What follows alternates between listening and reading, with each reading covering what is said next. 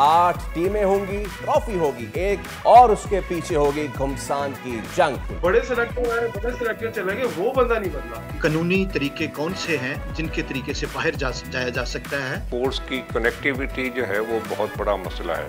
I think Pakistan इस वक्त बहुत हाई पॉपुलेशन रेट एक्सपीरियंस कर रहा है। दर्द होता है तो उठ जाता हूँ, उठता हूँ तो दर्द हो जाता है।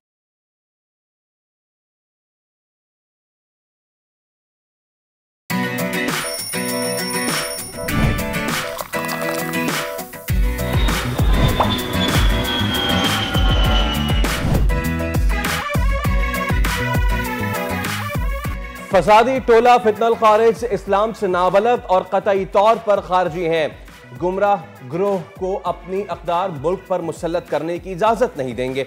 Army chief general Asim Munir का नहायत जामे, मुदल्लिल और मानेखेज अंदाज में पैगाम। दलेराना मौक़िफ़ इस्लामी अहकामात और पाकिस्तान के मफादात और नज़रियात की अक्कास है। 19 रोज 8 टीमें और एक ट्रॉफी, चैंपियंस ट्रॉफी का मैदान सजने को तैयार। बस एक दिन और इंतजार। 19 फरवरी को पाकिस्तान और न्यूजीलैंड होंगे आमने सामने। लाहौर में इवेंट की रंगारंग इफ्तिताही तकरीब में फातह स्क्वाड की शिरकत। कौमी टीम ट्रॉफी के दिफा के लिए पुरअज़्म। पाकिस्तान में आबादी में इजाफे की रफ्तार सबसे ज्यादा होने का इंकशाफ। वर्ल्ड पॉपुलेशन रिव्यू की 2045 तक आबादी 2 गुना होने की पेशगोई। फैमिली प्लानिंग से मुतालिक आगाही नागुज़ीर। बढ़ती आबादी वसाइल की तकसीम के मसाइल में संगीन इजाफे का बाइस बन सकती है। हल क्या है, जानेंगे आज के प्रोग्राम में। जोड़ों का दर्द हो या पट्ठों का, पेन मैनेजमेंट दर्द को रोकने या कंट्रोल करने की बेहतरीन टेक्निक है, लेकिन ये आखिर काम कैसे करती है? पेन मैनेजमेंट एक्सपर्ट आज होंगे हमारे साथ। और अमेरिका की एहसान फरामोशी। दस्तावेजी फिल्म सर्वाइविंग ब्लैक हॉक डाउन से अमेरिकी फौजियों को बचाने वाले पाकिस्तानी जवानों का जिक्र है। सोमाली बागियों के नरगे में फंसे अमेरिकी फौजियों को पाकिस्तानी टैंकों ने किस तरह निकाला, नेटफ्लिक्स डॉक्यूमेंट्री में छुपाए गए हकाइक आश्कार करेंगे आज के प्रोग्राम में। अस्सलाम वालेकुम, खुशामदीद। दुनिया बोल है के साथ मैं हूं सोनिया सुंदस और मैं हूं सैयद फैसल करीम। उम्मीद है कि आप ठीक ठाक होंगे, खैरियत से होंगे और आपका वीकेंड बहुत ही जबरदस्त गुजरा होगा। और thank you so much for joining us, क्योंकि आज के शो में बहुत कुछ जो कि हम आपके सामने रखने वाले हैं। लेकिन आगाज करेंगे सबसे पहले। 8 टीमें होंगी, 19 दिन होंगे, ट्रॉफी होगी एक, और उसके पीछे होगी घुमसान की जंग।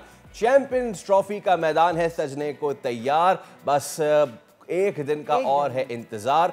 बुध से तमाम टीमें आमने सामने होंगी। और इवेंट का जो तबला है, जंग गुज़िश्ता रोज चैंपियंस ट्रॉफी की इफ्तिताही तकरीब में बजा, जिसमें कौमी और इंटरनेशनल क्रिकेटर्स और ICC के CEO ने भी शिरकत की।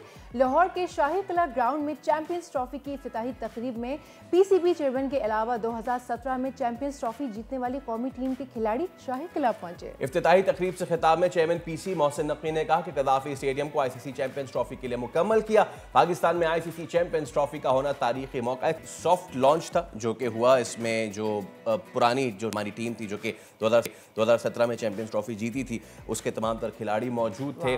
आप देख सकते हैं Sarfaraz, he was coming. Sarfaraz के साथ मोहम्मद हफीज़ थे जिन्होंने बहुत ही पिवटल किरदार अदा किया था। आपको थोड़ी थोड़ी यादें हम दिलाएं, वैसे हमारी क्या ज़रूरत है, जो क्रिकेट फैन है उसको सब याद होगा कि क्या क्या हुआ था। हसन अली ने किस तरह महेंद्र सिंह धोनी को आउट किया था। फ़खर जमान ने, ऑब्वियसली फ़खर जमान की वो सेंचुरी तो आप बोल नहीं सकते, तो इसमें क्रेडिट देना होगा हमें उस पाकिस्तानी टीम को कि जिसने वो चैंपियंस ट्रॉफी जीती थी। We are the defending champions, we are the host as well. तो हमारे ऊपर कितना ज़्यादा प्रेशर होगा भाई, लेकिन प्रेशर नहीं लेना, प्रेशर नहीं लेना, बस जीत के दिखाने भाई, जैसे अभी हमने जीत लिया। क्या नहीं, हार गए थे हम न्यूजीलैंड से हार गए। नहीं, न्यूजीलैंड की बात नहीं कर रही, जिस तरह से बाकी हमने मैचेस लास्ट में अनप्रेडिक्टेबल, जो मैंने आपसे कहा भी था कि वो पहले जीत गए थे, बाद में हम न्यूजीलैंड से बाद में हार गए थे। लेकिन खैर क्या हो गया, यही कॉन्फिडेंस हमने रखना है। हार जो है वो चलती रहती है, यही कॉन्फिडेंस रखना है हमने। हार को भुलाएं और जीत को याद करें। हाँ, हार की वो गलतियां ना दोहराएं। हाँ, एग्जैक्टली। और अब आपने तस्किरा छेड़ ही दिया है, जख्म हरे कर ही दिए, तो चलिए बात कर ही लेते हैं कि हमें जो उम्मीद थी वो ये थी कि जो सैफ अफ्रीकी सीरीज़ का फाइनल था, पाकिस्तान बड़े ज़बरदस्त तरीके से साउथ अफ्रीका से जीत के गया था और फाइनल में कराची वाले बड़े एक्साइटेड थे। लेकिन हुआ ये कि पाकिस्तान की टीम ने पहले बैटिंग की, पहले बैटिंग करते हुए पाकिस्तान की टीम ने एक मरतबा फिर नासिर हुसैन के वो तारीखी कलमात याद दिलवा दिए, Pakistani team 1 moment up 2nd moment down. तो इस बार हमारा 2nd मोमेंट डाउन वाली गेम थी और पाकिस्तान ने जब पहले बैटिंग की तो पहले ही फ़खर जमान आउट हुए, उसके बाद सऊद शकील जिन पे बहुत ज़्यादा डिपेंडेंसी थी वो भी आउट हो गए। 1 डाउन पोजीशन पे सऊद शकील जो है वो नहीं क्लिक कर पा रहे हैं। फिर बाबर आजम आउट हुए। उसके बाद जो इससे पहले जो आप बात करी थी ना साउथ अफ्रीका के अगेंस्ट जो हमने बड़ी ज़बरदस्त परफॉर्मेंस की थी, उसमें 2 प्लेयर्स थे, रिजवान और सलमान। तो कैप्टन नायब कैप्टन उन्होंने दोबारा कुछ इनिंग्स को संभाला दिया, लेकिन 50 अपनी हाफ सेंचुरी से पहले ही दोनों आउट हो गए और उसके बाद फिर क्या ही था। फिर लेकिन अब तो क्रिकेट टीम ने निशानदेही कर ली अपनी गलतियों की और मेरे ख्याल से उन खामियों के ऊपर हाँ हमने मैं कह नहीं सकती, हमने निशानदेही कर ली है। अच्छा, जो आपको बताया वो आप कह नहीं सकती। नहीं, मुझे नहीं बताया, खामखाई लाइव आप कंट्रोवर्सी ना क्रिएट करें। नहीं, बताया होगा ना कि इसमें क्या है भाई।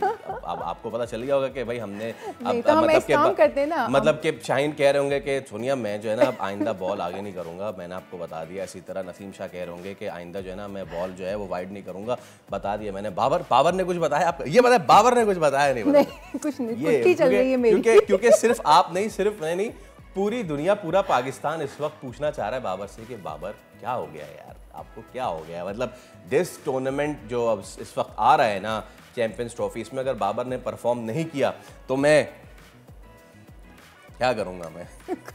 मैं झेलूंगा, बर्दाश्त करूंगा, क्या करूंगा मैं, या क्या ही कर लेंगे पाकिस्तानी फैंस। तो ये जो ट्राई सीरीज का खैर फाइनल था, इससे बहुत सारी उम्मीदें वाबस्ता थी, नहीं हो सकी वो। खैर फिर हमने एक मॉडेस्ट टोटल 240 प्लस का टारगेट हमने दिया और जब हम फिर बॉलिंग करने आए तो नसीम शाह ने पहला ही झटका दिया न्यूजीलैंड को। लेकिन फिर उसके बाद आपको पता है कि कीवी जो टीम है वो बहुत टफ, बहुत तगड़ी टीम पर उभर के साबित हुई है। उनकी पार्टनरशिप में केन विलियमसन को भी खैर हमने आउट कर दिया था जल्दी, लेकिन उसके बाद डैरल मिचेल खड़े हो गए उनके, और सो a day to forget। तो चले अब आगे बढ़ते हैं, इसी पे हम बाद में। हमारे साथ मौजूद है क्रिकेट एक्सपर्ट इमरान सुहेल। इमरान, अस्सलाम वालेकुम, thank you so much for your time. Imran, champions trophy की तो बात करते हैं, पहले ज़रा आगाज़ कर लेते हैं कि हम ये सोच रहे थे कि we will be carrying something very good into the champions trophy by winning the final of the tri series, लेकिन वो नहीं हो सका। हमने देखा वही पाकिस्तान की अनप्रेडिक्टेबिलिटी, किसी दिन ऐसा खेलें कि अब साउथ अफ्रीका बोले कि यार ये कौन सी टीम डाउनलोड हो गई है, फिर अगले दिन जब वो खेलें तो बोले हाँ ये वाली पाकिस्तान टीम है कि जो सही वाली है, जिसने 240 का टारगेट दिया और उसके बाद अगली टीम को आउट नहीं कर सके। तो it was a disappointing day basically. बिल्कुल, देखें मैं जिस तरह से आपने देखा पाकिस्तान ने साउथ अफ्रीका को 350 चेज कर दिया और उसके बाद न्यूजीलैंड को 250 भी नहीं कर पाए। तो वो एक मिसाल है ना, पल में तोला पल में माशा।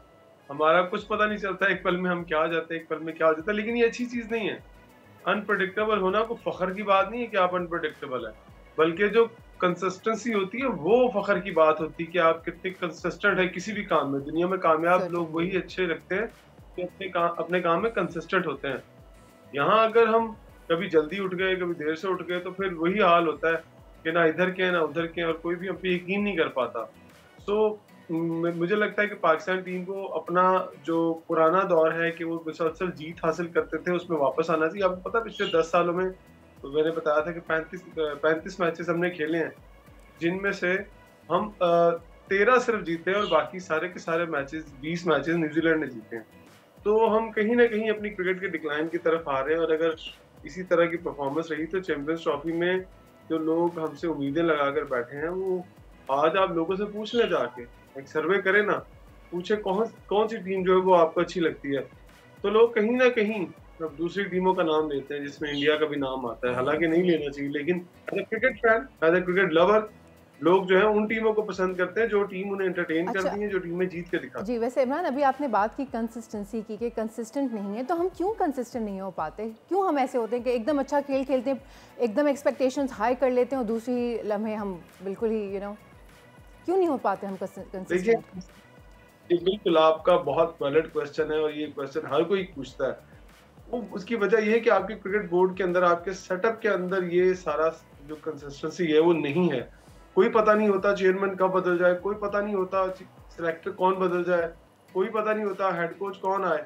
आज आप अपनी टीम के अंदर देखें, आप 2 लोगों को मैं देख रहा हूँ बड़ा पुराना, शाहिद हसन साहब जो है वो आज बैटिंग कोच हैं, लेकिन उसके बाद अगर हम बात करें अपने अजहर महमूद साहब की, अजहर महमूद साहब को पिछले 2-3 साल से मैं देख रहा हूँ, बिल्कुल बड़े सेलेक्टर चले गए, वो बंदा नहीं बदला। मतलब हमारी टीम की बॉलिंग अच्छी होती थी आज से 3 साल पहले, शाहीन फिट थे, नसीम फिट थे, बॉलिंग कोच के आने के बाद ये सारे के सारे ही अपनी फॉर्म से आउट हो गए। तो इसका मतलब है कहीं ना कहीं हमें अपने जो हमारा पैनल है कोचिंग का वहां देखना पड़ेगा। हमें बड़े नामों की तरफ नहीं जाना, हमें अच्छा काम करने वालों की तरफ जाना है, जो अच्छा काम करते हो किसी भी मुल्क के हो। लेकिन हमारे फास्ट बॉलिंग लाइनअप जो है उसको भी ठीक करने की जरूरत है। कि कंसिस्टेंसी तभी आएगी जब हमारे सेटअप के अंदर कंसिस्टेंसी आएगी, क्योंकि देखें हम तसलसल के साथ जीत की बजाय अपनी तब्दीलियां करते चले आ रहे हैं। हमने बहुत कहा, आप लोगों ने अपने प्लेटफॉर्म में बड़ा, फैसल भाई ने बात की कि देखें फहीम को मत रखें, आपके पास चांस है निकाल दें उसको, कोई और ले आए। आप अपनी जिद पे अड़े रहे। रिजवान को एतमाद नहीं है जिस शख्स के ऊपर, कप्तान को एतमाद नहीं है, वो टीम के साथ चल रहा है, और फिर आप उससे 2 ओवर करवाते हैं और आप कहते हैं हमारा बेस्ट चॉइस और बेस्ट ऑलराउंडर। मैं बिल्कुल मैं जरा मेरे 2 अनमोल रतन, उनकी अब मैं जरा बात कर लूँ आपसे इमरान, क्योंकि बहुत शोर वावेला होगा मचाया गया, फिर हमें बताया गया कि अरे नहीं खुशदिल एक फिनिशर हैं। वो तो हमें बाद में पता चला कि पाकिस्तान क्रिकेट ना फिनिश हो जाए, खुदा की कसम उनके मैच फिनिशर को हमें कैरी करते करते कौन सा मैच फिनिश किया खुशदिल शाह ने। फिर फ़हीम अशरफ का हमें बताया गया कि बांग्लादेश प्रीमियर लीग में उन्होंने ज़बरदस्त खेला होगा, लेकिन बांग्लादेश प्रीमियर लीग में क्वालिटी ऑफ बॉलर्स तो देखें यार। यहाँ पे फ़हीम अशरफ एक बॉल स्लो हुआ है और एक बॉल स्लो को वो पिक नहीं कर सके, उन्होंने ऊपर उठा दिया, हालांकि उससे पहले 2 कैच फ़हीम अशरफ के छूटे भी हैं। तो ये थे वो 2 अनमोल रतन, ये वो मैच फिनिशर और द ग्रेट ऑलराउंडर जिनकी बुनियाद पे हम चैंपियंस ट्रॉफी जा रहे हैं खेलने। आपने सही कहा, 2 अच्छे फिनिशर हैं। फहीम ने मैच अच्छा फिनिश नहीं करवाया, उन्होंने कहा कि लास्ट बॉल पे चौका खाने की बजाय उन्होंने वाइड बॉल फिनिश करा दिया। कैसा अच्छा फिनिश किया उन्होंने, ये फिनिशिंग है। आपने बिल्कुल ठीक कहा। आप बांग्लादेश की परफॉर्मेंस के ऊपर अगर अपनी टीम में इन लोगों को लेके आ रहे हैं तो फिर आप खुद सोच ले कि आप अपने मुल्क में बैठ के नहीं सोच रहे, आप कहीं और सोच रहे हैं। तो जब आप कहीं और सोच रहे होते हैं तो फिर आप कहीं और से प्लेयर लाते हैं। आपको पता है कि अफगानिस्तान की टीम पाकिस्तान आई हुई है, तो साइड मैच उन्होंने खेला है, प्रैक्टिस मैच पाकिस्तान शाहीन से, यंगस्टर से, जिन्होंने 324 कर दिए और उनको 70 रन से हराया। वो बाहर बैठी हुई टीम, जो बच्चे, जो यंगस्टर, जो फर्स्ट क्लास में परफॉर्मेंस करते हैं, उन्होंने अफगानिस्तान की चैंपियंस ट्रॉफी में शिरकत वाली टीम को हरा दिया, और हम यहाँ न्यूजीलैंड की टीम से हार गए, और 1 दफा नहीं 2 दफा हार गए। तो मुझे हैरानगी होती है कि फिर इसका मतलब है आप जानबूझ कर टैलेंट को क्रश कर रहे हैं, टैलेंट खत्म कर रहे हैं।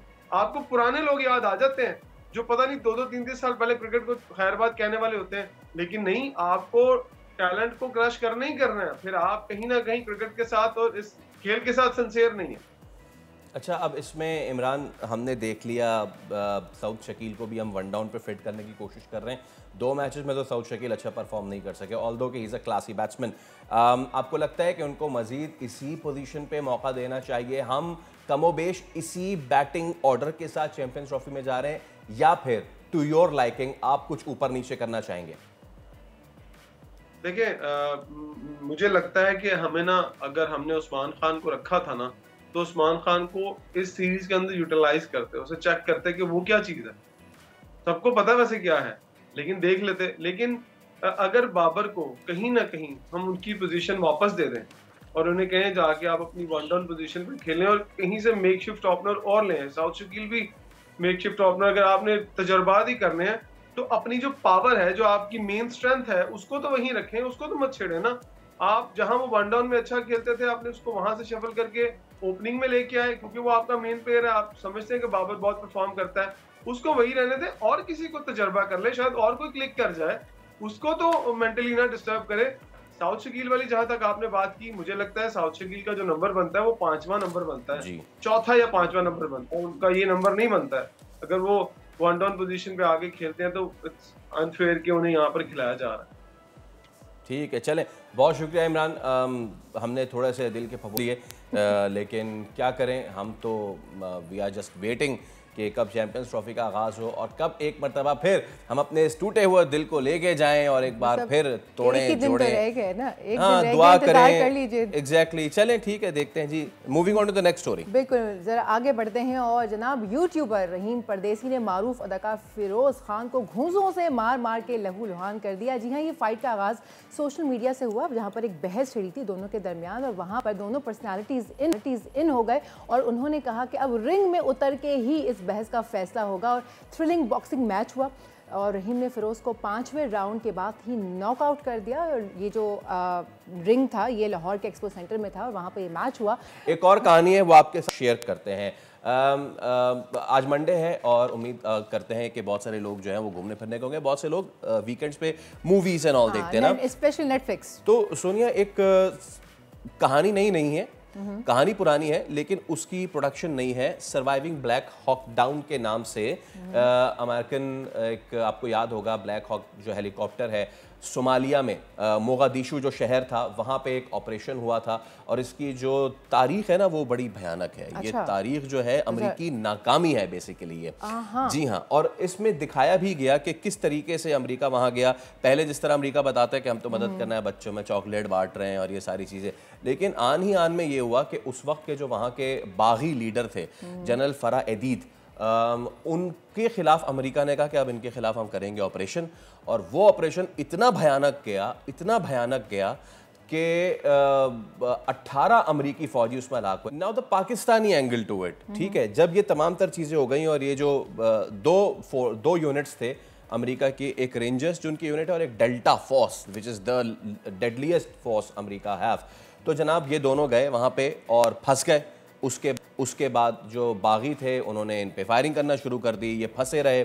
तो जो सबसे अहम किरदार था, आप सोचें कि जो यूएन पीस कीपिंग मिशंस होते हैं ना, हम दस्ते, पाकिस्तान का भी दस्ता मौजूद था वहाँ पे, तो अमेरिका की स्पेशल रिक्वेस्ट पे पाकिस्तानी और मलेशियन दस्ते इन फंसे हुए फौजियों को निकालने गए। और ये एक बड़ी ज़बरदस्त कहानी है सोनिया कि जो टैंक्स थे उनमें नाइट विजन नहीं था, लेकिन इसके बावजूद पाकिस्तानी जो रिसालदार थे वो कितनी महारत से इन टैंक्स को चलाते हुए यहाँ तक पहुँचे बख्तरबंद गाड़ियों के साथ। उसके बाद इन फौजी और अब हम आपको वो तस्वीर दिखा रहे हैं, ये पाकिस्तानी फ़ौजी हैं। ये एक पाकिस्तानी फ़ौजी जो कि अपने जो हेडसेट पे जो है वो रब्ता कर रहे हैं, और एक ये फ़ौजी हैं कि जो ये हमारे पाकिस्तानी फ़ौजी हैं, ये सोमालिया में इनका ये किरदार रहा है, जिन्होंने वहाँ पे पीस कीपिंग भी की है और वहाँ पे फंसे अमेरिकी फ़ौजियों को भी बचाया है।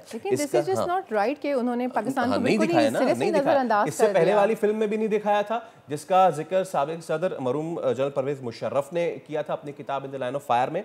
और फिर उस वक्त के जो सोमालिया में अमेरिकी फोर्सेस के कमांडर जनरल थे, जनरल थॉमस मॉन्टगोमरी, उन्होंने अपनी किताब में इसका जिक्र किया और उन्होंने जो लाइन लिखी, मेरे ख्याल से वो इन दोनों मूवीज़ के मुंह पे एक तमाचा है। जनरल थॉमस मॉन्टगोमरी ने कहा कि इन्हें इस रेस्क्यू ऑपरेशन में पाकिस्तानी फ़ौजियों पर फ़ख्र है।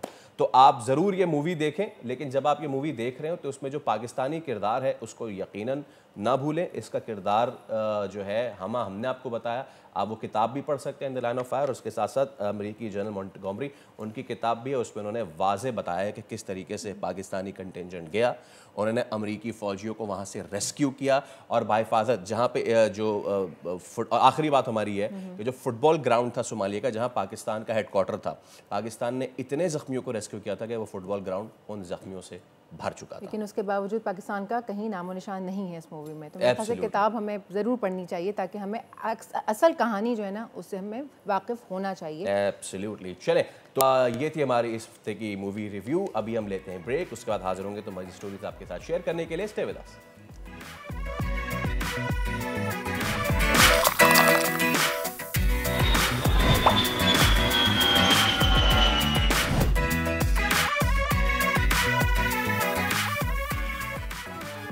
Welcome back. सोशल मीडिया पर आजकल कराची में दोस्त के हाथों दोस्त कत्ल होने वाला जो एक ये सिलसिला है, इसके काफ़ी चर्चे हो रहे हैं। 6 जनवरी से लापता होने वाले मुस्तफ़ा को काफ़ी ढूंढा गया, मुस्तफ़ा तो नहीं मिले, लेकिन उनकी डेड बॉडी जो है एक जली हुई कार से जो है वो बरामद हुई है। मुस्तफ़ा के घर से निकलने वाली जो CCTV फुटेज है वो भी सामने आ चुकी है। ताहम इस हवाले से पुलिस दरख्शां थाने के जो SHO हैं उनके साथ 3 एहलकारों को बरतरफ भी कर दिया गया है।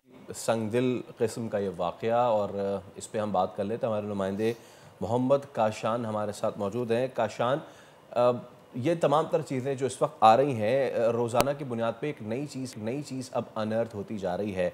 लेटेस्ट डेवलपमेंट क्या है, पुलिस क्या कह रही है, इस वक्त क्या सिचुएशन चल रही है? देखें कि पुलिस की कारकर्दगी से जो है मुस्तफा की वालदा जो है वो भी हमें नाराज दिखाई देती हैं। गुज़िश्ता रोज़ पहले उनका एक वीडियो बयान भी आया था जिसमें उन्होंने कहा था कि डिफेंस से जो मुस्तफा नामी नौजवान अगवा हुए उसके बाद बेदर्दी से कत्ल इनको कर दिया गया था, जबकि उनकी जानिब से बताया गया एसएसपी इन्वेस्टिगेशन साउथ जो है अली हसन, वो जब मुकदमा दर्ज हुआ दरअसल थाने में इन्वेस्टिगेशन जो है वो साउथ पुलिस के पास चली गई थी, तो उन्होंने बताया कि उनके बेटे की एसएसपी जो है वो किरदार कशी करता रहा लेकिन बच्चे को तलाश नहीं किया गया।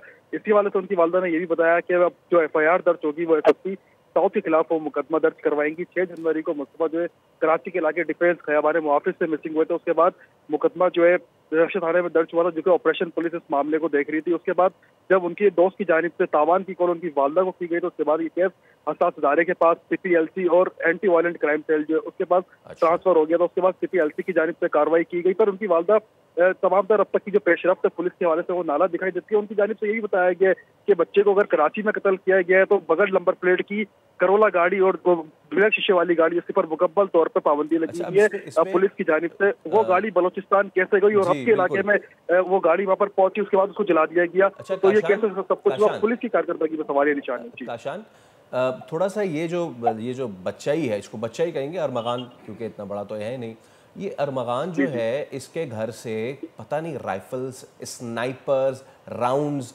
ये सब मिल रहे हैं। थोड़ा सा ये बताइए क्या कुछ निकला इनके घर से, और इनके वालिद से भी गालिबन जब तकाजा किया गया लाइसेंस का तो लाइसेंस वगैरह भी निकला, क्या काम करते थे ये लोग?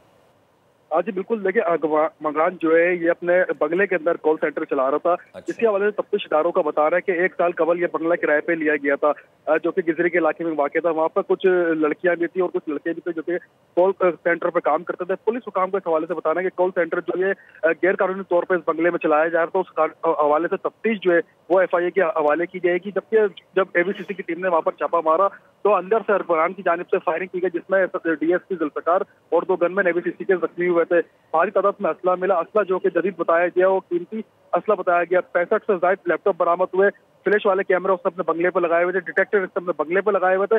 जिस हवाले से अग्रवाल से जब तफ्तीश की गई, उनके वालिद से तफ्तीश की गई कामरान मुगैरी से, तो वो लाइसेंस उन्होंने नहीं दिया। जबकि एबीसीसी की जानिब से हमारी बात हुई है तो एबीसीसी कह रही है कि इसकी तफ्तीश जो है महकमा दाखिला को हमने सिफारिशात भेजी दी है, जबकि लाइसेंस वो ठीक। आपने अभी हमारे साथ ही रहेगा, आपने वालिद का तस्करा किया ना, हमारे साथ ही रहेगा, आपसे मजीद बात भी करेंगे। वालिद साहब जो हैं अरमगान के, ये भी अदालत पहुंचे थे। मैं चाहूँगा अपने नाज़रीन को दिखाएं कि इनके वालिद जो हैं इनका टोन कैसा है, ये वहाँ पहुँचे, ये क्या कह रहे हैं, पुलिस वालों से उनकी क्या मुठभेड़ हुई। अरमगान के वालिद हैं और ये जिस तरीके से बात कर रहे हैं, जाहिर सी बात है इन पे इनका बेटा पुलिस की तहवील में कुछ मेंटल स्ट्रेस भी होगा, लेकिन इसके बावजूद जो कुछ उनके घर से निकला। अच्छा, अब काशान तमाम तर सवालात एक जगह कि ये गाड़ी हब चौकी क्रॉस कैसे कर गई, वहाँ पे तो आने जाने वाली तमाम गाड़ियों की डिग्गियाँ चेक होती हैं, सब कुछ हो रहा होता है, उसके बावजूद तो क्रॉस कर गई, फिर इसको आग लगा दिया, सब कुछ कर दिया। इस वक्त जो है इन्वेस्टिगेशन कहाँ तक पहुँची है, और ये भी बताइए कि गालिबन रिमांड जो मांगा गया था, फिजिकल रिमांड मांगा गया था लेकिन फिजिकल रिमांड नहीं दिया गया। बिल्कुल ऐसी है, जबकि इनका जो मरकजी मुलजिम है जो कि वफाकी अफसास इदारे ने जब कार्रवाई करी थी, जबकि पुलिस देखे ये केस सॉल्व करने में हमें इस केस में नाकाम दिखाई दी, फिर पुलिस की जानिब से जो है पुलिस के आला अफसरानों की जानिब से मदद जो है वफाकी अफसास इदारे के लिए, उसकी निशानदेही पर मरकजी मुलजिम इस केस के अरमान था, जबकि शराज बुखारी नामी मुलजिम गिरफ्तार हुआ था जिसकी निशानदेही पर तमाम तर कार्रवाई हुई। गुज़िश्ता रोज पहले सीआईए के डीआईजी मुकद्दर सदन, उनकी जानिब से प्रेस कॉन्फ्रेंस की गई और उन्होंने अपनी प्रेस कॉन्फ्रेंस में ये कहा कि हम अदालत को बोलेंगे कि इन दोनों मुलजिमान का हमें रिमांड दिया जाए। हाल अब तक मुलजिमान का रिमांड नहीं दिया, जो कि एक तशवीशनाक बात है, और उनकी वालदा की जानिब से भी इतराज़ात उठा दिए गए कि बच्चे को कत्ल हुए, कई दिन गुजर गए, मुलजिमान जो है अभी भी जैसे उनको कर दिया गया जेल कस्टडी में, ताल रिमांड नहीं दिया गया दोनों मुलजिमान का।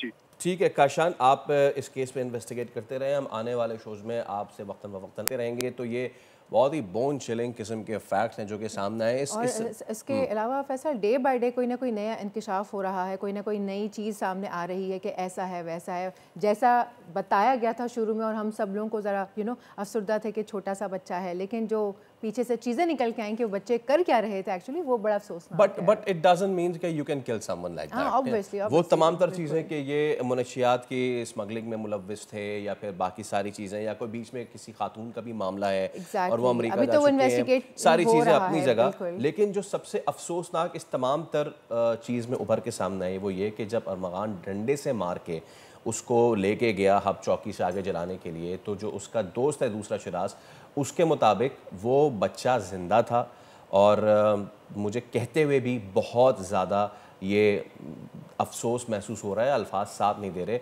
ज़िंदा जला दिया गया उसको, ये शिराज जो उसका दोस्त है उसका ये मौक़िफ़ सामने है। खैर अब ये तो जैसे जैसे अनफोल्ड होता रहेगा हम आपके साथ ये शेयर करते रहेंगे तफसीलात। अभी हम एक ब्रेक का वक्त हो गया, एक छोटा सा ब्रेक लेते हैं, ब्रेक के बाद वापस आते हैं। Stay with us.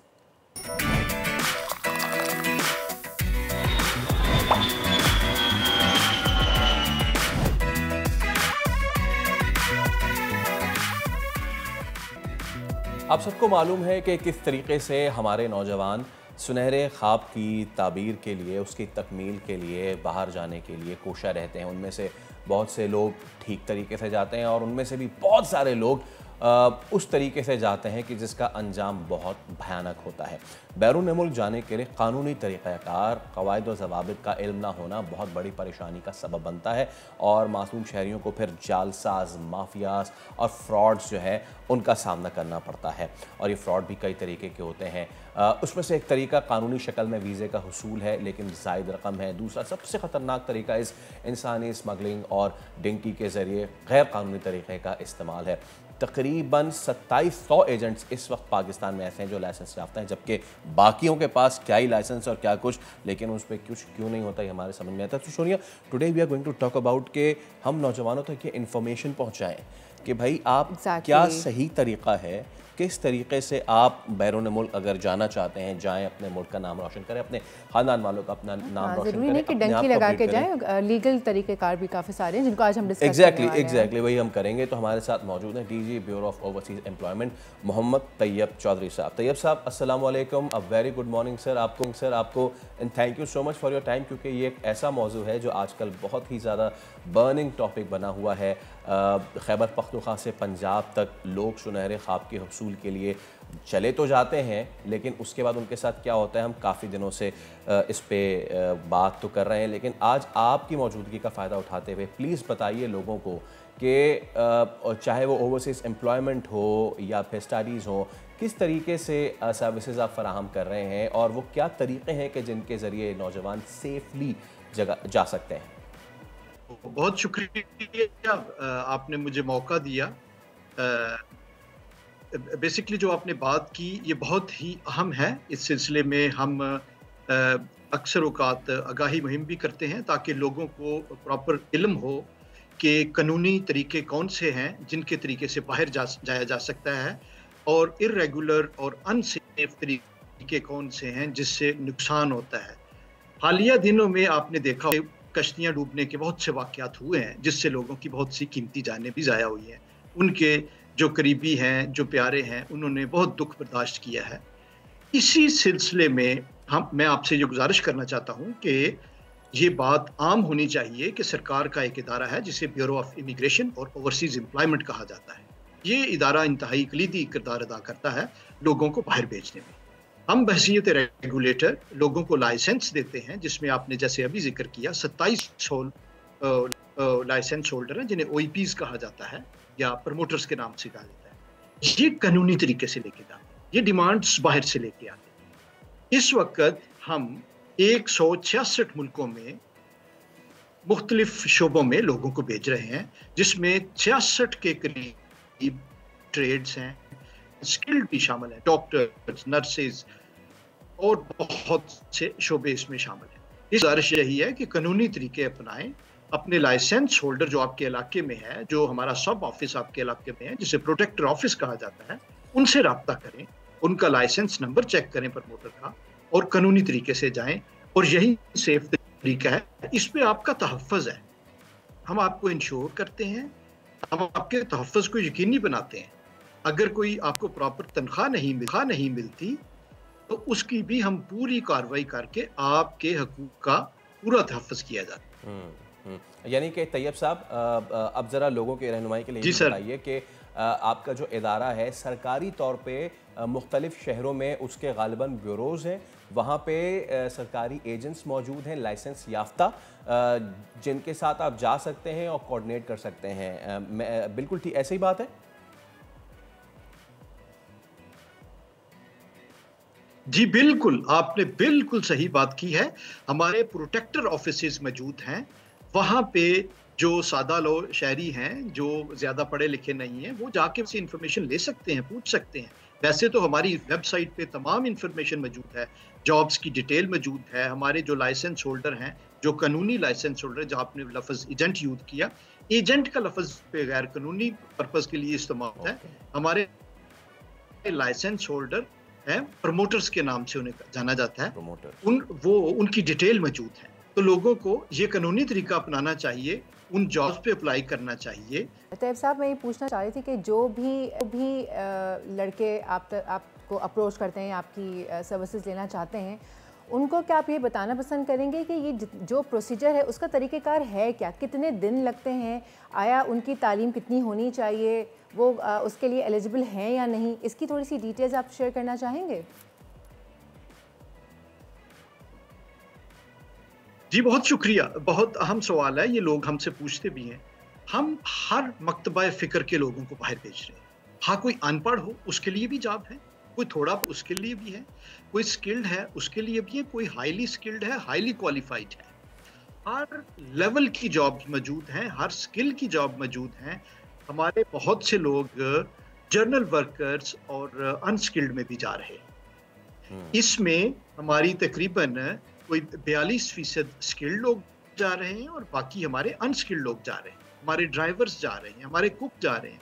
इसलिए कोई भी शख्स ये नहीं है कि जो उसके पास एक खास छोटी मोटी स्किल है तो वो कहे मैं शायद नहीं जा सकता। नहीं, ऐसी बात नहीं है, आप भी जा सकते हैं। आपके पास जितना भी हुनर है, हुनर जितना ज्यादा बेहतर होगा, जितनी स्किल रेलेवेंट होगी इंटरनेशनल मार्केट में, उतनी आपकी सैलरी, आपके एमोल्यूमेंट्स ज्यादा होंगे। तो इसलिए बेहतर ये है कि हमारे जो हुकूमत पाकिस्तान के स्किल के इदारे हैं, प्राइवेट स्किल के इदारे, आप उनसे बेहतर से बेहतर स्किल हासिल करें। बहुत सी डिमांड्स हैं स्किल्स की, उनमें आप अप्लाई करें। छोटी मोटी स्किल 3 महीने 4 महीने की स्किल से यू कैन गेट बेटर। अच्छा, और उसमें तैयब साहब एक आखिरी बात मैं आपसे ज़रूर करना चाहूँगा, द फाइनेंशियल एस्पेक्ट। अच्छा, वो लोग जो डंकी लगा के जाते हैं वो 35, 38, 40 लाख रुपए दे के जा रहे होते हैं और पता नहीं क्यों इतना पैसा वो बेचारे कहाँ से मैनेज करते हैं, देते हैं। हम अगर ऑफिशियली जाएँ तो क्या हमें ज़्यादा कॉस्ट पड़ता है क्या कि लोग जो है वो अनऑफिशियल जाते हैं? नहीं, बिल्कुल ज्यादा कॉस्ट नहीं करता। जो कानूनी तरीका है बहुत सादा है, इसमें कुछ रिक्वायरमेंट्स पूरी करनी होती हैं। इनमें ब्यूरो ऑफ इमिग्रेशन इस चीज को रेगुलेट करता है और इसकी ओवरसाइट है ऊपर।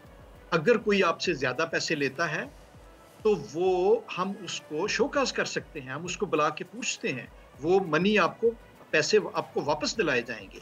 इसकी महदूद फीसेस हैं, कुछ मेडिकल टेस्ट की फीस होगी, कुछ आपकी छोटे मोटे सर्टिफिकेट्स लेकिन कम से कम आप अपनी जान दाव पे लगा के जाते हैं, उससे आप बच सकेंगे। चलें, बहुत शुक्रिया तैयब चौधरी साहब हमारे साथ मौजूद थे। अभी एक ब्रेक ले लेते हैं। जी, ब्रेक का वक्त हो जाता है, छोटी सी ब्रेक लेते हैं, ब्रेक के बाद हाजिर होते हैं।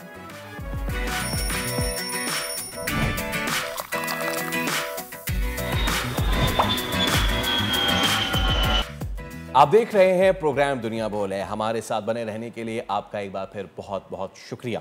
आगे बढ़ते हैं, एक बहुत ही अहम मामला आपके साथ डिस्कस करते हैं। सोनिया, आपको पता है हमारे यहाँ जो बंदरगाह है कराची पोर्ट, सबसे पुरानी बंदरगाह है। गवादर जो है अब उसके साथ ऑपरेशनल हो गई है, तो उसका हमें डबल एडवांटेज है। लेकिन कराची पोर्ट पे बहुत सारे इश्यूज थे, बहुत सारे मसले मसाइल थे और अब उनको ठीक किया जा रहा है। वो कैसे, अब आपको बताते हैं। कराची पोर्ट ट्रस्ट के लिए सड़कों के मजबूत जाल और ट्रेन्स के बुनियादी ढांचे का फुकदान जो है वो एक बड़ा चैलेंज था। इसी हवाले से मैरीटाइम सेक्टर में जामे इस्लाहात के लिए maritime and sea port authority का क़याम अमल में लाया गया है। अब कराची पोर्ट ट्रस्ट की इस्तेदाद बढ़ाने के लिए क्या क्या किया जाएगा वो आपको बताते हैं। एक तो एलिवेटेड एक्सप्रेसवे की तामीर इस मंसूबे में शामिल है, इसके साथ साथ रेलवे इंफ्रास्ट्रक्चर की बहाली वो भी शामिल है। बहुत से लोग जो पोर्ट ग्रैंड जाते हैं वो हमेशा कहते हैं कि यहाँ ट्रेन कैसे चल रही है, तो जनाब ये कराची का आखिरी कोना था जहाँ तक माल बरदार ट्रेन आती थी, पोर्ट से लेके दीगर जगहों पे जाती थी। इसके अलावा सोनिया एक बहुत बड़ा एस्पेक्ट वो ये है पोर्ट क्लियरेंस। इसका दौरानिया जो है ना, इसको कम करने के लिए 100% इंस्पेक्शन जो होगी जदीद स्कैनर्स की मदद से की जाएगी। अब देखिए पोर्ट क्लियरेंस क्या होती है, जो भी आपका माल आता है मुख्तलिफ ममालिक से पोर्ट पे, उसकी जांच पड़ताल, उसमें कोई चीज़ गलत तो नहीं आई या कोई नॉन कस्टम पेड तो नहीं आई, इस तरह की। बाकी ममालिक में दुनिया में 48 से 72 घंटों में, उससे भी कम के दौरानिए में ना पोर्ट क्लियर हो जाए। आप समझे कि आपका कोई माल आया हुआ है और अब आप खड़ी हुई और आपने आगे वो माल देना है और आपको हो गए तकरीबन 14 दिन, तो फिर आपका क्या असर होगा। तो यही इससे पहले हो रहा था कि 14 दिन लग जाते थे क्लियरेंस में, लेकिन अब इसके बाद चीज़ें बहुत ज़्यादा बेहतर हो जाएंगी और अब ये सिंगल विंडो ऑपरेशन जो है ना वो क़याम अमल में लाया जाएगा। कराची पोर्ट ट्रस्ट और पोर्ट कासिम में सड़कों का इंफ्रास्ट्रक्चर का फुकदान इंतहाई अहम चैलेंज है। इंफ्रास्ट्रक्चर के मसाइल के बायस ज़्यादा माल लाने वाले बड़े जहाज़ यहाँ पर लंगर अंदाज भी नहीं हो पाते थे।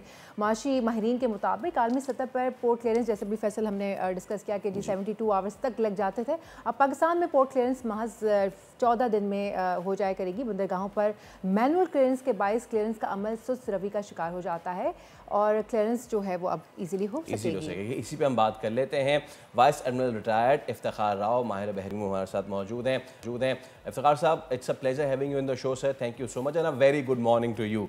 कितना अहम है सर मैरीटाइम सेक्टर में maritime and sea port authority का क़याम? वालेकुम माशाल्लाह, बहुत बहुत शुक्रिया आपने इस टॉपिक पे मुझे मदऊ किया। ये maritime and sea port authority, जैसे कि आपने नाम कहा कि मैरीटाइम, पूरा मैरीटाइम बहुत बड़ा सेक्टर है, सी पोर्ट्स भी उसका हिस्सा हैं, बहुत अहम हिस्सा हैं, लेकिन मैरीटाइम कंप्लीट सेक्टर है जिसमें कि पोर्ट्स भी हैं, जिसमें शिपिंग भी है, जिसमें फिशरीज़ भी है, शिप बिल्डिंग है, शिप ब्रेकिंग है और बहुत सारे अपना इसमें मामलात हैं जो उसमें मैरीटाइम सेक्टर में आते हैं।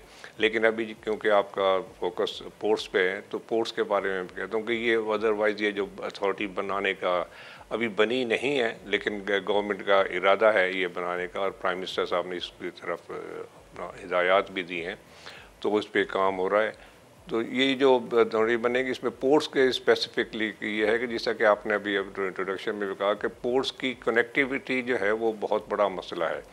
पोर्ट हमारी, जैसे कि कराची पोर्ट का आपने जिक्र किया, तो KPT या हमारी जो कराची पोर्ट है, क्योंकि समंदर साउथ पे है और बाकी हमारा मुल्क नॉर्थ की तरफ है, तो पूरा शहर भी कराची नॉर्थ की तरफ है, तो कराची पोर्ट से निकल के पूरे शहर से गुज़र के तो तमाम कार्गो को फिर आगे जाना पड़ता है जहाँ जहाँ भी उनको इसके इंटरनेट में इंडस्ट्रीज़ वगैरह के जहाँ के रिक्वायरमेंट, कराची में या बाहर अप कंट्री में भी। तो उसमें पहले तो पोर्ट्स में ही बहुत ज़्यादा टाइम लग जाता है उनको क्लियरेंस में, और दूसरा फिर जब पोर्ट से अगर वो क्लियर भी होते हैं तो उसके बाद उसको आगे जाने में बहुत बड़े मसाइल हैं। कराची में दिन के वक्त ये ट्रैफिक अलाउड नहीं है, सिर्फ रात को 6-7 घंटे अलाउड है, तो उसके क्योंकि शहर में फिर और ज़्यादा कंजेशन हो जाएगी, तो इसलिए जो टोटल टाइम है जिसमें कि सारा कार्गो पोर्ट से लेके और अपनी मंजिल मकसूद तक जाए, जो भी इंडस्ट्रीज़ वगैरह पे जहाँ जाना है या वहाँ से आए, उसके लिए टाइम बहुत कम है। और पोर्ट्स के अंदर जैसे आपने कहा, जिसको हम ड्वेल टाइम कह देते हैं, कि पोर्ट्स के अंदर से कार्गो का निकलने का जो टाइम है हमारे यहाँ वो बहुत ज़्यादा है। उसमें मुख्तलिफ़ चीज़ें करने की ज़रूरत है जो कि की जा रही हैं, इंशाअल्लाह ताला वक्त लगेगा लेकिन वो चीज़ें ठीक होंगी। उसको ड्वेल टाइम को कम करने के लिए एक तो यही कि जिस तरह के वहाँ पर जितने इदारे हैं, कस्टम्स है और दूसरे जो इदारे हैं प्लांट प्रोटेक्शन वाले भी और बहुत सारे इदारे हैं, उन सारे इदारों को हार्बर के अंदर, पोर्ट के अंदर ही उनको सबको अपना जगह भी दी गई है और वो तमाम इदारे जो हैं वहीं अंदर से ही उसको क्लियरेंस करें। जब पोर्ट से निकले तो जैसे ही जहाज़ आए तो उसमें मज़ीद देर ना हो। और इस जदीद स्कैनर्स लगाए जा रहे हैं, क्योंकि फ़िलहाल जो स्कैनर्स लगे हुए हैं उसमें कुछ पता नहीं चलता कि क्या जा रहा है और क्या नहीं आ रहा है।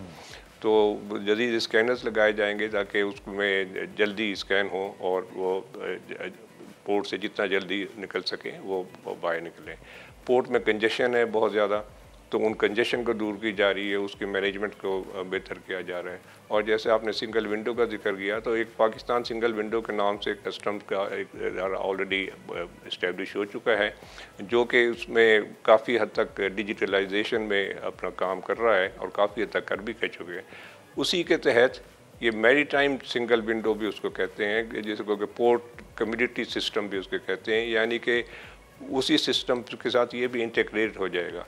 तो जो जहाज़ किसी दूसरे मुल्क से जब चल देगा, फर्ज करो वो कहीं मिडिल ईस्ट से आ रहा है या यूरोप से आ रहा है, तो जिस भी लास्ट पोर्ट में जो उसने से जब वो निकलेगा, तो उसका जो भी कार्गो की तफसील है वो सारी की सारी वो सिंगल विंडो पे आ जाएगी कि क्या क्या उसमें कार्गो है और कौन उसका इंपोर्टर है, और जो भी उसकी तफसीलात चाहिए वो आ जाएंगी।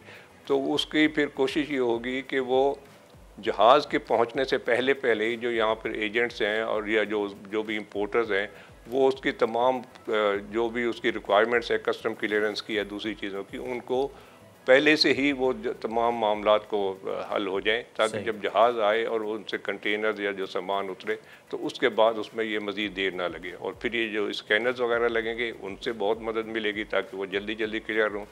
स्टाफ वगैरह में जो मज़ीद ट्रेनिंग की ज़रूरत है वो भी हो रही है, और तमाम इदारे क्योंकि एक ही जगह पर होंगे वहाँ पर, तो इंशाल्लाह वो ड्वेल टाइम बहुत कम होगा इससे, जब ये पूरी तरह से इफ़ेक्टिव हो जाएगा मामला। और फिर वहाँ से पोर्ट से निकलने के बाद जैसे मैंने कहा, फिर आगे कनेक्टिविटी इंटरलैंड में जहाँ की इंडस्ट्रीज़ वगैरह वहाँ पे कनेक्टिविटी में ये है कि जो ट्रांसपोर्टेशन का सिस्टम है दुनिया में, उसमें सस्ता तरीन रास्ता ज़रिया जो है वो तो समंदर या पानी के ज़रिए ही होता है, जैसे कि इसीलिए समंदर से 90% तिजारत जो है समंदर के रास्ते होती है। उसके बाद फिर अपना वो है ट्रेन है, ट्रेन बहुत रिलेटिवली सस्ता, पाइपलाइन है, फिर ट्रेन है, और फिर रोड पे आते हैं। तो इसी सीक्वेंस में जो है ना वो अपना प्रायोरिटाइज होना चाहिए, तो ये सब चीज़ें हों तो कि वो जल्द अज जल्द और कम से कम लागत में वो इंडस्ट्री तक वो सामान पहुंच सके, और फिर इंडस्ट्री से मैन्युफैक्चर गुड वगैरह जो भी एक्सपोर्ट हो वो भी उसी तरह से जा सके। तो इसलिए रेल का जैसे आपने जिक्र किया था कि रेल जी इफ्तिखार साहब, अभी आपने सिंगल विंडो ऑपरेशन की बात की, तो इसके ज़रिए ऑब्वियसली वो वक्त की बचत होगी, लेकिन ये जो स्कैनर्स की आप बात बता रहे थे, तो स्कैनर्स का पाकिस्तान में किस तरह से लाइक आप इंपोर्ट करवा रहे हैं या कोई सिस्टम इंट्रोड्यूस करवा रहे हैं नया? क्या सिंगल विंडो का क्या होगा सर? आपने कहा ना स्कैनर्स के थ्रू अब मुमकिन हो सकेगा जल्दी स्कैन करना, तो ये स्कैनर्स पाकिस्तान में क्या अवेलेबल नहीं थे इससे पहले? मैनुअली चल रहा था सारा कुछ स्कैनिंग वगैरह, या आप बाहर से इंपोर्ट करवा रहे हैं, कोई नया सिस्टम इंट्रोड्यूस करवा रहे हैं? सिस्टम भी आ रहे हैं, लेकिन जो है वो तो से उस पर काम हो रहा है और काफ़ी हद तक उन पर काम हो भी चुका है। उसी के साथ रिलेटेड अब ये मैरीटाइम सिंगल विंडो या पोर्ट्स कम्युनिटी सिस्टम भी उसको कहते हैं, ये दुनिया में राइज तमाम पोर्ट्स वापस में लिंक हो जाती हैं। तो जो पिछली पोर्ट से जब चलेगा तो वो सारी इंफॉर्मेशन पहले से आ चुकी होगी, और यहाँ पर उसके जो भी फॉर्मेलिटीज़ हैं जहाँ से उसको है वो क्लियर, ज़्यादातर क्लियरेंस उनके आने से पहले हो चुकी होगी, और आके फिर उनको यहाँ इंस्पेक्शन वगैरह में यहाँ पर देर ना लगे। राइट। अच्छा राव साहब, ये बताइएगा कि अगर ये वाली चीज़ अगर हो जाए कि पहले हम 14 दिन में क्लियर कर रहे थे, now it will be cleared in 2 days, तो ये तो बहुत बड़ा इनकलाब आ जाएगा। हम इसको अचीव करने में कितना दूर हैं? क्या हम जल्द ही ये कर लेंगे या ऑलरेडी हो चुका है, या कितनी देर लगेगी हमें इस मॉडल पे आने में? देखिए, इसमें चीज़ के ये सारी चीज़ें वक्त दरकार होता है इनके लिए। आसान इतनी जल्दी हम कह दें कि जी 1 साल में हो जाएगा, 6 महीने हो जाएगा, तो ये मुमकिन नहीं होगा, और ये गलत अपना वो हो जाती हैं ख्वाहिशात। लेकिन इसमें बहुत हद तक तो काफ़ी जल्दी चंद माह में ही ज़्यादा 1 साल में बहुत फ़र्क पड़ जाना चाहिए और फिर इवेंचुअली फिर उसको ग्रेजुअली फिर इम्प्रूवमेंट होगा। और एक तो ये कि मैंने जैसे पोर्ट का कहा, उसके बाद पोर्ट से निकल के इंडस्ट्री में जाने के लिए तो रेल का काम है। जैसे कि किमाड़ी तक आपने जैसे जिक्र किया, ट्रेन जाती है या ज़्यादा करती थी गुड्स की ट्रेन, और वो अब माइकोलॉजी वगैरह के पास से गुजर के सिंगल लाइन है, दोनों तरफ तो बहुत सारी कच्ची आबादियाँ भी बन गई हैं वगैरह वगैरह, उनको भी क्लियर कराने की ज़रूरत है। फिर वो जो रेलवे लाइन है उसको रिफर्बिश करने की ज़रूरत है, उसको डबल लाइन करने की ज़रूरत है, ताकि वहाँ से ट्रेन के ज़रिए ये सामान, कोशिश ये है कि कराची पोर्ट से KPT से ये सारा सामान ट्रेन के ज़रिए जिस हद तक मुमकिन हो वो निकल के वहाँ पिपरी तक आ जाए, पिपरी से फिर आगे मुख्तलिफ हाईवेज़ पे या ट्रेन पे जो आगे वहाँ चला जाएगा। और इसी के साथ साथ एक और चीज़ कोशिश की जा रही है, अभी पायलट प्रोजेक्ट के तौर पर भी शुरू करने लगे हैं कि जिस तरह मैंने पहले कहा था कि पानी के ज़रिए सबसे सस्ता तरीन होता है और कंजेशन भी नहीं होती। तो कोशिश ये है कि KPT से बार्जेस चलें, जो बार्जेस ये सारे को लेके फिर ये कुरंगी क्रीक में उसके तो वहाँ से पोर्ट कासम और पोर्ट कासम से भी थोड़ा सा आगे तक हमारी चैनल है, उस वहाँ तक वो अपना पोर्ट कासम अथॉरिटी से आगे निकल के तो वहाँ से फिर पिपरी चंद किलोमीटर सिर्फ रह जाता है। जी हाँ। तो वो ज़रूरत को करके तो ताकि ये समंदर के रास्ते ये क्रीक्स के जरिए ही। बिल्कुल ठीक है, बिल्कुल ठीक है। Thank you so much vice admiral retired Iftikhar Rao हमारे साथ। और जिस तरह से बताया जा रहा है, अगर इस तरह से हो गया even with in an year, तो बड़ा ही ज़बरदस्त किस्म का ये ब्लू इकोनॉमी इनकलाब आ सकता है। जब हम समंदर की बात कर रहे हैं तो आपने की है कभी समंदर में कायाकिंग वगैरह, बोटिंग वगैरह की है? बोटिंग की है आपने? समंदर में की है कि यहीं की झील वील में कर ली है? नहीं, झील में भी की है, समंदर में भी समंदर में की है। कहीं आप तो नहीं है ये कि जिनको कोई वेल खा गई है? आप तो नहीं है, आपको दिखाते हैं। वो मेरी वीडियो है, वायरल हुई है। नाजरीन, सोनिया की वायरल वीडियो नहीं है वो जो है वीडियो, वो एक चिली के एक कायाकर हैं, यानी कि एक छोटी कश्ती चला रहे थे, और जब वो समंदर में चला रहे थे उसके साथ उनके हुआ क्या, आपको फिर से ये वीडियो दिखाते हैं। इसको रिवाइंड करें, रिप्ले करें, और वो लोग जो सी एडवेंचर कर रहे होते हैं ना, उनके साथ होता है क्या है वो हम आपको दिखाते हैं। ये देखें, ये चिली के एक आदमी है और इनको वेल खा गई। ये वीडियो आजकल बहुत वायरल हो रही है। वेल खा गई, माय गॉड। और उसके बाद अच्छा, अब जब इस बंदे से CNN ने जब इंटरव्यू किया ना, तो वो इंटरव्यू भी बड़ा देखने वाला है। ये बता रहे थे कि इनसे पूछा रिपोर्टर ने कि जी आपके साथ क्या हुआ, तो उन्होंने कहा कि जी मैं तो कायाकिंग कर रहा था, तो अचानक से मुझे ऐसा लगा कि कोई बहुत बड़ी लहर आई है ना, कोई सी वेव आई है, पूरा इनको निगल लिया इसने। और अल्लाह रखे उसे कौन चखे, ये मुझे याद आ गया। वेल चखे। और वेल ने इनको चक भी लिया था, थोड़ा सा ये बता रहे थे, चुक लिया, चख लिया। और उसके बाद उन्होंने कहा कि जी मुझे ना कुछ स्लाइमी किस्म का फील हुआ कुछ। अच्छा, वेल के अंदर की इन्होंने थोड़ी सी सिचुएशन कॉन्फ़िगरेशन भी बताई है वेल की। ब्लू वाइट कलर के मुझे रंग नजर आने लगे, हो सकता है वो वेल के अंदर के इनके दिमाग में चल रहे हो कि मैं तो गया। हो जाता है ना, जब ऑक्सीजन कम होना शुरू होती है तो बंदा जो है वो। और इन्होंने बड़ा क्लियरली इस चीज़ को कह दिया था कि भाई मुझे तो लगा कि मैं तो मर गया, लेकिन जैसे सोनिया आपने कहा कि जैसे अल्लाह रखे ऐसे कौन चखे, गालिबन 5-6 सेकंड या 10 सेकंड तक वेल ने इनको अपने मुंह में रखा और उसके बाद उगल दिया। तो भाई अब मुझे मेरा ब्रेक पे जाने से पहले मेरा सवाल है वो ये कि क्या ये दोबारा इस तरह की हरकत करेंगे? और मेरा एक और सवाल, ये वीडियो बनाई किसने? इनके फादर ने। इनके फादर ने बनाई, दूर से बना रहे थे वो। दूर से बना रहे हो, बहुत ही तहम्मुल के साथ बनी हुई वीडियो है। नहीं, तहम्मुल के साथ नहीं थी वो तो हम चला नहीं रहे ना, जिस तरह वो इनके फादर चिल्ला रहे थे वो समझ में भी नहीं आएगा। जिन्होंने डोरा देखी है उनको स्पेनिश समझ में आएगी, इसके अलावा किसी को समझ नहीं आएगी। चले अभी ब्रेक ले लेते हैं, ब्रेक के उस पर हाजिर होंगे तो मजीद अहम मामला से डिस्कस करने के लिए। Stay with us.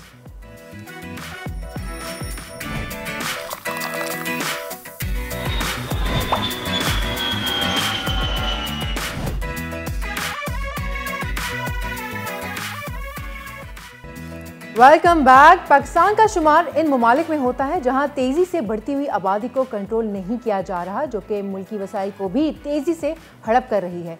पाकिस्तान इस वक्त आबादी के लिहाज से दुनिया का 5वां बड़ा मुल्क और दुनिया की कुल आबादी का 3% है। यहाँ शरह पैदाइश 3.6% है। अब वर्ल्ड पॉपुलेशन रिव्यू की एक रिपोर्ट के मुताबिक आबादी के लिहाज से 4 बड़े ममालिक, जिनमें चीन, भारत, अमेरिका और इंडोनेशिया शामिल हैं, उनमें से पाकिस्तान की आबादी में इजाफे की रफ्तार सबसे ज़्यादा है।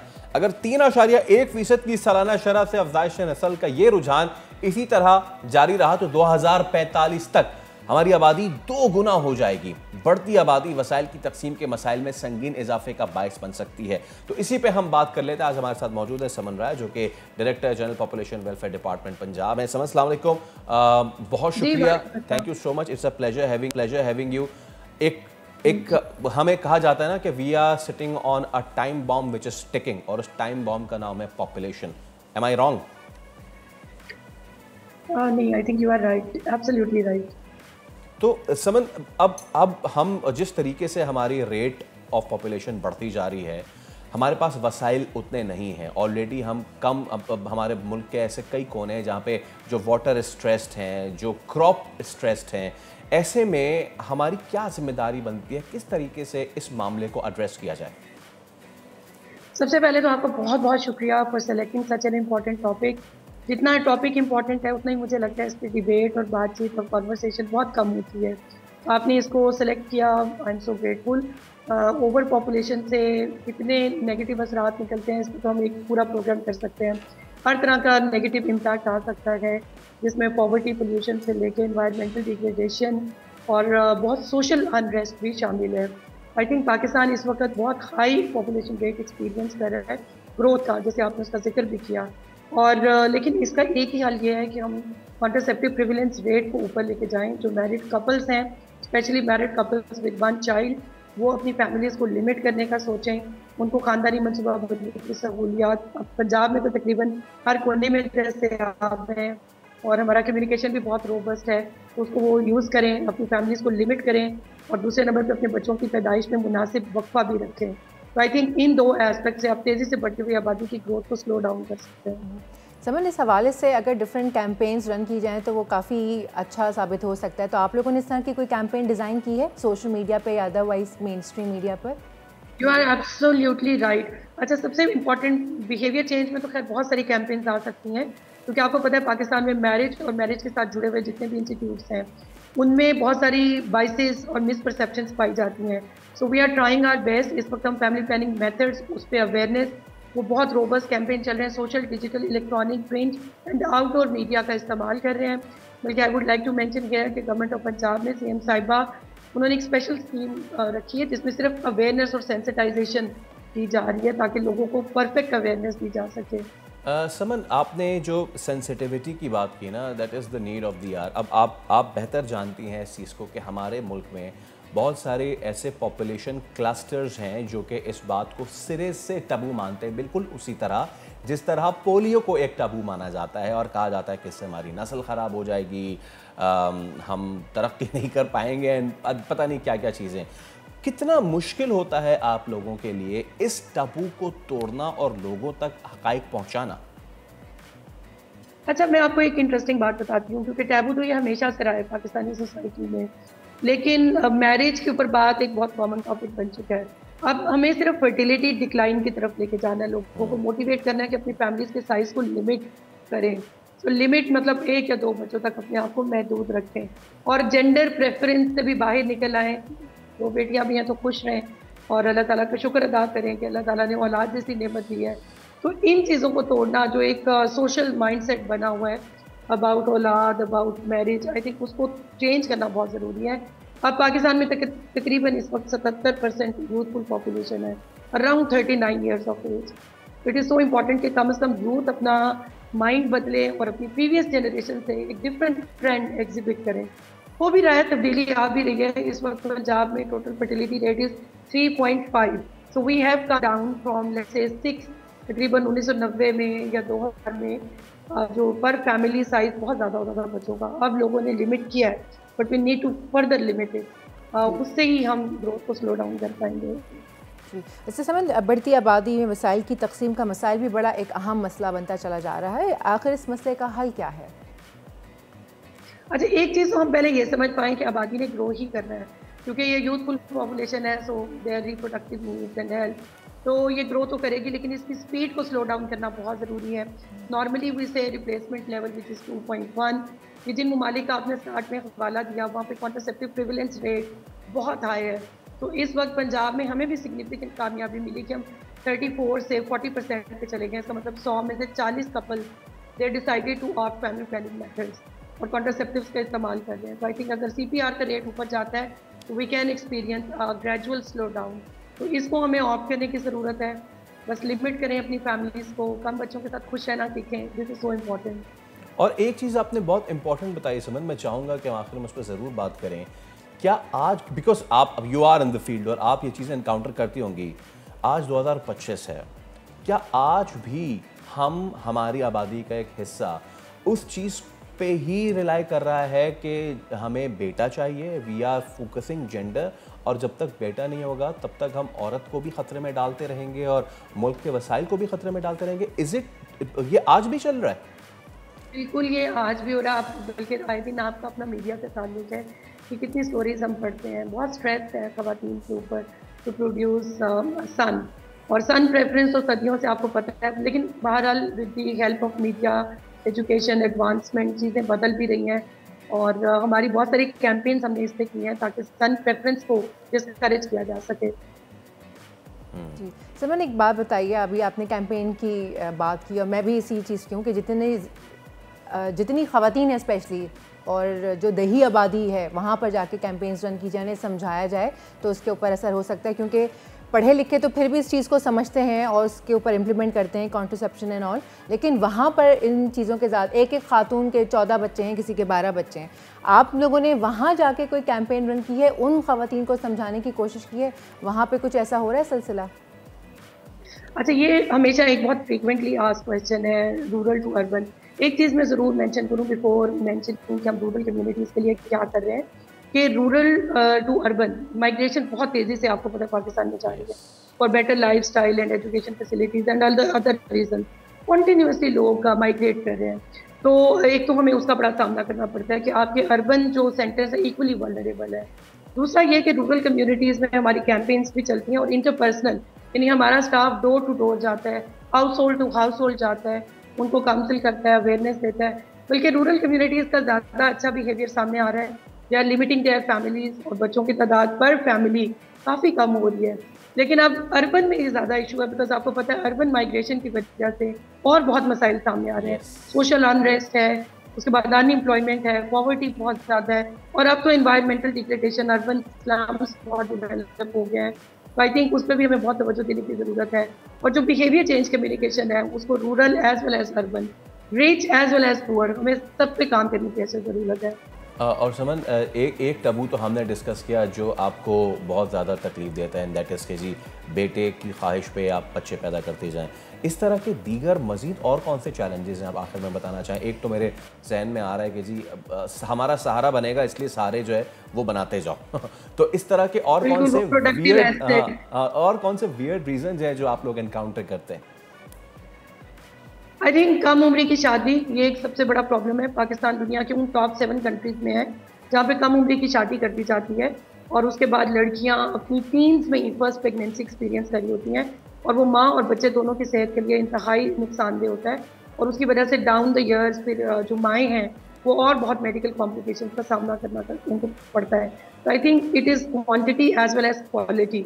तो क्वालिटी ऑफ लाइफ बहुत बुरी तरह से असरअंदाज हो रही है by all these various kind of decisions, poor decision making में से जो हम कर रहे हैं।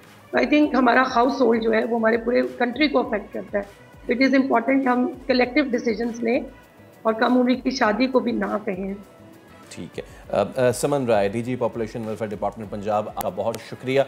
और ये वो कुछ टबूज़ हैं कि जो हमारे यहाँ चलते रहते हैं और इसको देखने की बहुत ज़्यादा ज़रूरत है। बिल्कुल, अब वक्त हो जाता है एक ब्रेक का, लेकिन ब्रेक के बाद हमारे पास बहुत एक ज़बरदस्त टॉपिक है पेन मैनेजमेंट का, तो कहीं जाइएगा नहीं, जल्दी से ब्रेक लें, जल्दी से वापस आइए। Let's take a break.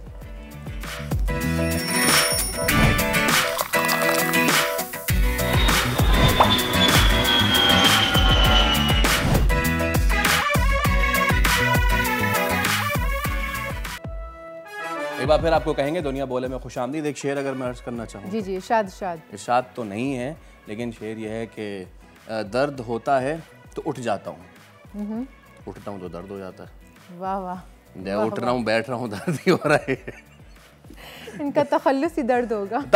ये बहुत खूबसूरत बात की आपने। तो ये मीर दर्द नहीं, लेकिन ये जो है दर्द साहब, उनका ये अब दर्द जो है कमर का हो, जोड़ों का हो, पट्ठों का हो, ये एक बार हो जाए ना, और ख़ास तौर पे रात के किसी पहर हो जाए, अब कहीं जाने के ना, जैसे हम पंजाबी में कहते हैं, कहीं जाने के जोगे नहीं रहते फिर आप।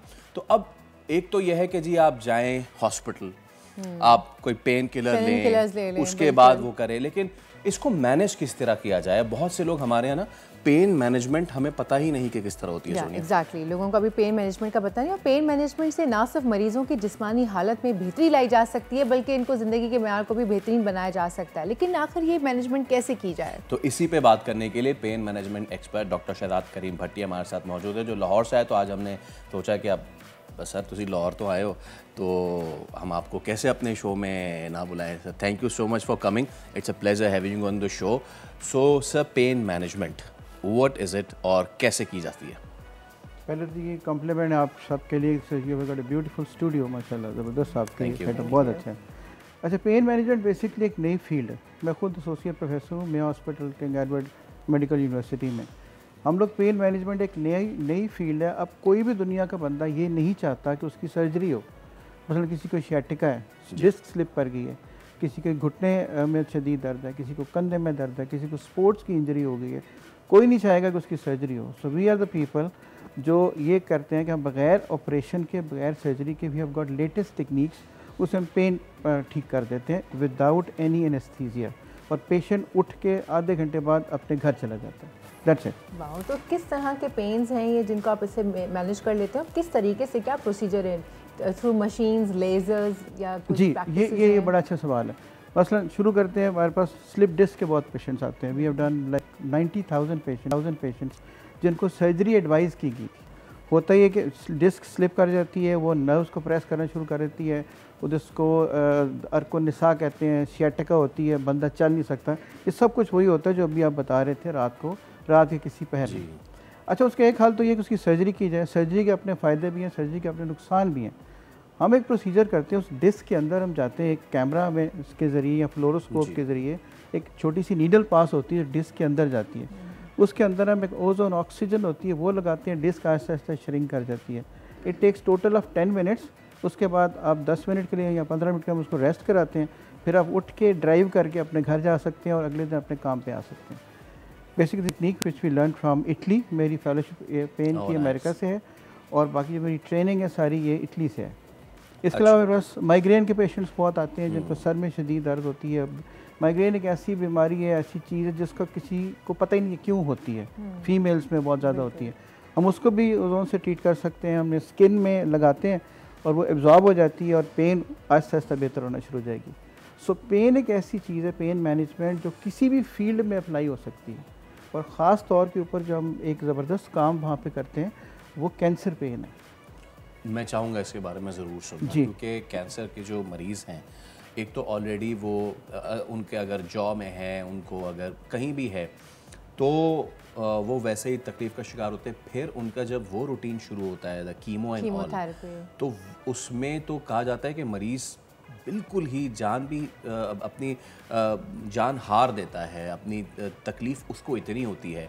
इस तकलीफ़ को अगर मैनेज अगर आप कर रहे हैं, मेरे ख्याल से जी बिल्कुल, मैं वही अर्ज़ करने लगा हूँ। हम बतौर मुसलमान, हमें से अक्सरियत लोग इस चीज़ को एक्सेप्ट कर लेती है कि अल्लाह की तरफ से आजमाइश है, लेकिन पेन कबूल नहीं होती है। ना पेन उस बंदे के लिए कबूल होती है जिसको पेन है, और ना उस बंदे के लिए कबूल होती है जो उसके इर्द गिर्द है। वो अपने किसी प्यारे मोहब्बत करने वाले को शदीद पेन में नहीं देख सकते।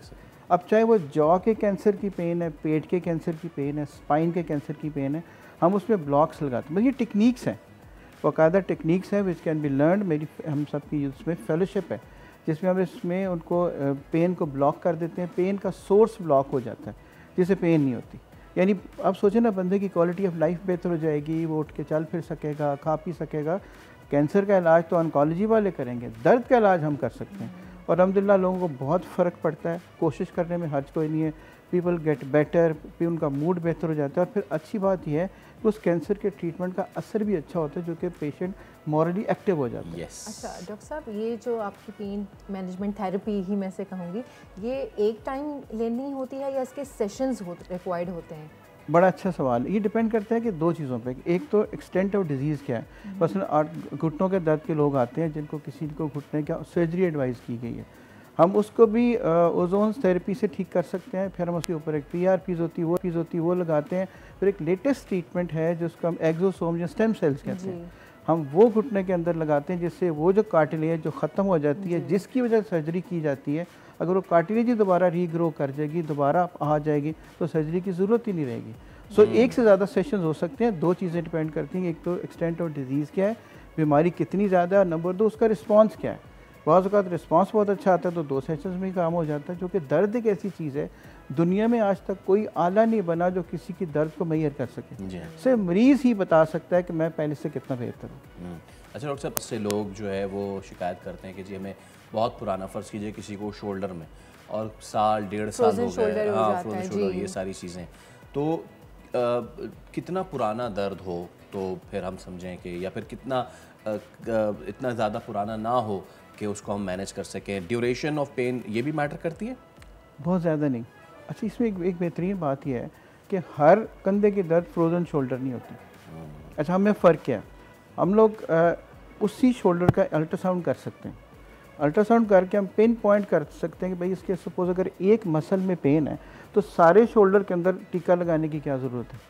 आप उस मसल को पिन पॉइंट करें, उस मसल के ऊपर आप एक इंसुलिन वाली छोटी सी नीडल से लेके उसके ऊपर इंजेक्शन लगा दें, वो मसल ठीक हो जाएगा तो दर्द ठीक हो जाएगी। सो प्रॉपर चीज़ ये है कि जब आपकी ट्रेनिंग प्रॉपर है तो आप पहले डायग्नोज करें। जैसे मेरे पास स्पोर्ट्स के बहुत लोग आते हैं, टीम के, क्रिकेट टीम से लेके फुटबॉल टीम, हॉकी टीम के लोग आते हैं, किसी का दिल नहीं करता कि उसको सर्जरी की जाए या उसके लंबे लंबे हाई डोज ऑफ स्टीरॉयड लगाई जाए। So we don't do that, हमें स्टीरॉयड लगाने की ज़रूरत नहीं पड़ती। आप जब पिन पॉइंट कर लेंगे भाई इस मसल में दर्द है, उस मसल को ट्रीट करेंगे तो दर्द ठीक हो जाएगी।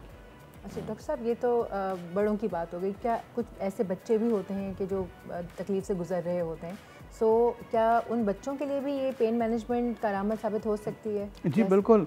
मेरे पास, आपको शायद हैरत होगी कि मेरे पास माइग्रेन की फैमिलीज़ आती हैं। 6 साल के बच्चे को भी माइग्रेन है, 8 साल के बच्चे को भी माइग्रेन है, और एग्जैक्टली वही दर्द है, उसी तरह से दर्द है जैसे उसके वालिद या वालदा को बचपन में होती थी। तो ये फेमिलियर है, हम उस पेन को भी ट्रीट कर सकते हैं। जी हम करते भी हैं। मतलब बच्चे बड़े सभी जी लोग बिल्कुल कर सकते हैं, फ़ायदा उठा सकते हैं। जी एब्सोल्युटली। अच्छा डॉक्टर साहब, अब ज़रा इसके फाइनेंशियल एस्पेक्ट की तरफ आ जाते हैं। बहुत सारे लोग हमारे यहाँ सर्जरी की तरफ लाखों रुपए की वो होती है। सो हमारी पेन मैनेजमेंट जो है वो कॉस्ट इफेक्टिव है या कॉस्ट इफेक्टिव नहीं है? सर 2 तरीके हैं। एक, हम म्यो हॉस्पिटल, हमारा गवर्नमेंट का हॉस्पिटल है, वहाँ पे तो हम जो काम करते हैं वो तो एब्सोल्युटली फ्री होता है। अच्छा, जो बाकी मैं आपको जितने भी प्रोसीजर्स बता रहा हूँ उसमें स्टेम सेल्स और एक्सोसोम्स के अलावा जितने प्रोसीजर हैं वो चंद हज़ारों में है, लाखों में कोई प्रोसीजर भी नहीं है। और वो चूँकि ये सभी देखें ना कि एक बंदे का अगर आप सर्जरी करते हैं वो कितने दिनों के लिए काम से चला जाता है। हमारा जो प्रोसीजर है उसमें अगर आज आपकी किसी का कोई प्रोसीजर हुआ है, कल वो काम पे जा सकता है दोबारा।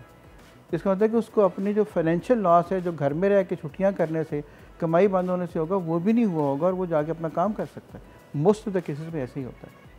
यानी कि अब कोई ये बहाना नहीं कर सकेगा कि बॉस प्लीज ग्राउंड मी या लीव ऑफ 1 वीक। हाँ जी हाँ जी हाँ जी हाँ जी हाँ जी। लेकिन वही डॉक्टर साहब ने कहा ना कि सेशंस रिक्वायर्ड हैं, जो भी आएगा तो उस डिपेंड करेगा कि वो उसको कितने हैं, उसके मुताबिक। ये अभी खाली आप लाहौर में कर रही हैं या कहीं और शहरों में भी आपने इसका? नहीं जी, फिलहाल तो लाहौर में है, चूँकि वहीं काफ़ी मसरूफियत है, फिलहाल तो लाहौर में है। यहाँ मैं कॉन्फ्रेंस के सिलसिले में आया था, इट्स ऑनर फॉर मी कि मैं यहाँ पे आया और मैं आपके इतने खूबसूरत स्टूडियो में आपसे मेरी बात हो रही है। और डॉक्टर साहब, अब इसमें एक तो हमने इसका फाइनेंशियल एस्पेक्ट देख लिया। जब आप अभी कैंसर पेन की बात कर रहे थे तो आपने एक बहुत अहम बात की कि जो उसका जो साइकोलॉजिकल जो इम्पैक्ट होता है पेन का ऑन अ पेशेंट, वो कितना ज़्यादा इम्पैक्ट कर रहा होता है। और अगर उसको हम पॉजिटिविटी की तरफ लेके जाएं, not only in the cancer pen but और दीगर, तो ये वाली जो थेरेपीज़ हैं ये हमारी माइंड पे कितना पॉजिटिव असर डालती हैं? सर जी, ये बेसिकली मोरल बूस्टिंग है। देखिए, यहाँ पे आप लोग बैठे हैं, अगर किसी को सपोज यहाँ पे माइग्रेन शुरू हो जाती है, उसका थॉट प्रोसेस, उसका रिफ्लेक्सेस, उसका काम एकदम उसका इफेक्ट हो जाएगा। तो अगर आप वो पता है कि एक बंदा माइग्रेन फ्री, पेन फ्री बैठा है तो उसका मोरल ही और होता है, कॉन्फिडेंस ही कुछ और होता है। सो ये चीज़ें कॉन्फिडेंस में भी इजाफा करती हैं, ये चीज़ें बंदे के मोरल में भी इजाफा करती हैं, क्योंकि अगर पेन शुरू हो जाए तो बंदा हर वक्त डरते रहता है, पता नहीं कब शुरू हो जाए, पता नहीं कब शुरू हो जाए। सो डेफिनेटली ये मोरल बूस्टिंग में भी है, कॉन्फिडेंस बिल्डिंग में भी इसका हेल्प है, और साइकोलॉजिकली आपने बिल्कुल दुरुस्त कहा, इसके पॉजिटिव इफेक्ट्स हैं। ठीक है doctor Bhatti, thank you so much sir, it was a pleasure having you in the show. और जो आप काम कर रहे हैं बड़ा ज़बरदस्त काम है कि दर्द से निजात दिला रहे हैं, और जब दर्द से निजात मिल जाता है किसी भी एक ज़ख्म में, यकीन करें 50% काम तो वहीं पे हो जाता है, फिर मरीज़ जो है वो अपनी रिहेबिलिटेशन की तरफ कितना ज़्यादा फोकस कर पाता है। ऐसा ही। और अब हमारे प्रोग्राम का वक्त ख़त्म हो गया है, हमें दीजिए इजाज़त, इंशाल्लाह फिर हम आपके सामने हाजिर होंगे। अपना बहुत ख्याल रखना है, अल्लाह हाफ़िज़।